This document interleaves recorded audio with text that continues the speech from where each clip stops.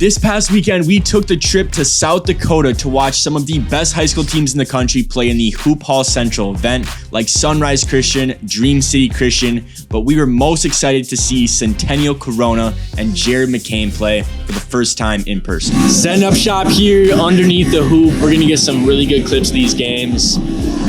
This is pretty nice. Nolan, how do you feel about this arena? This arena is beautiful. I'm definitely ready for some basketball. Jared is of course known for being the most viral basketball player on TikTok, but let's just say his talents on the court did not disappoint. Their first game is against Totino Grace, which is a high school close to our hometown. They're currently ranked as the #1 team in Minnesota, and they feature 4-star junior point guard Taison Chatman. TG Centennial game just got over. Jared McCain absolutely went off. 23 points, 9 rebounds, 5 assists. Joe, what are your thoughts on the game?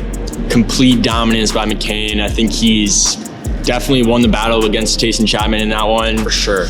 I hope TG would put up a good fight, but obviously they lost by 30, so it's not what we expected, but just a clinic put on by Jared McCain. Honestly, he's better than I expected. Better than I expected too. Sad to see our hometown or our home team TG lose, but incredible performance out of Jared McCain, so it definitely was worth it. On day one, we also got to see Sunrise Christian blow out one of the best teams in Illinois, Kenwood. Gradey Dick, who's committed to Kansas, and Mark Mitchell, who's committed to Duke. That duo is just too dominant for almost any team. It's clear why they're ranked as a top 5 team in the country.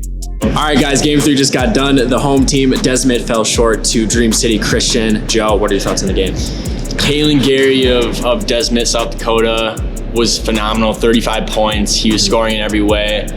I mean, the team from South Dakota, I did not think they had a chance at winning, but they came out strong. Yeah, they were up 10 with probably 5 minutes left in the game, and Dream City Christian put on a press. But they were just too athletic in the end, missed some free throws on the South Dakota side, and they lost. But it was a great showing from the South Dakota team. Joe and I found some basketballs in an open court. Let's get some shots up.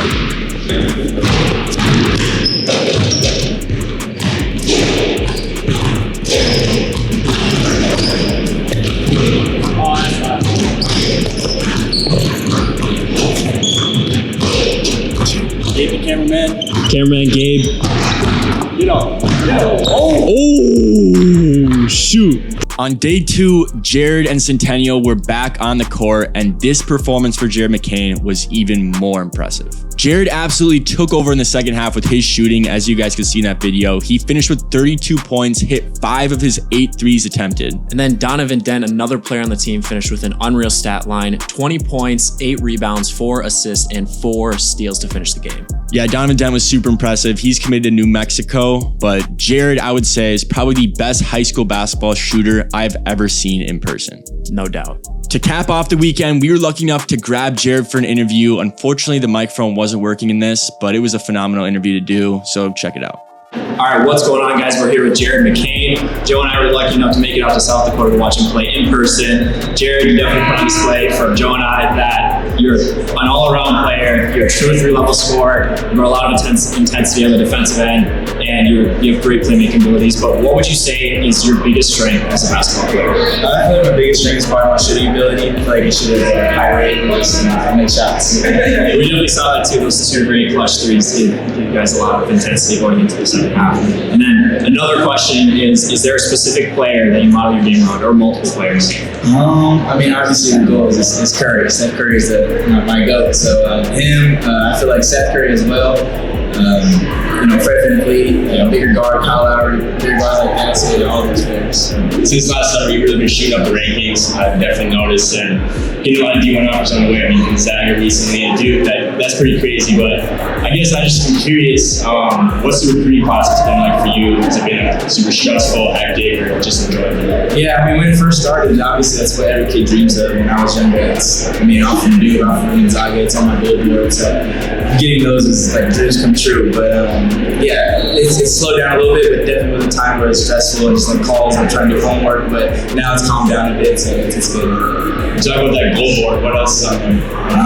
I got like McDonald's All-American, Jordan Classic. Let's see, Iverson Classic. Gatorade State Player of the Year. I won my state this year because last year it was only CIF. They didn't do the whole state. What else? Like all the offers, like Kentucky's on there, Duke, Gonzaga. Oregon, Arizona, a lot of Pac-12 schools. So yeah, there's a bunch of offers and a lot of stuff I want to finish throughout high school. Another thing on the rise is your TikTok following, right?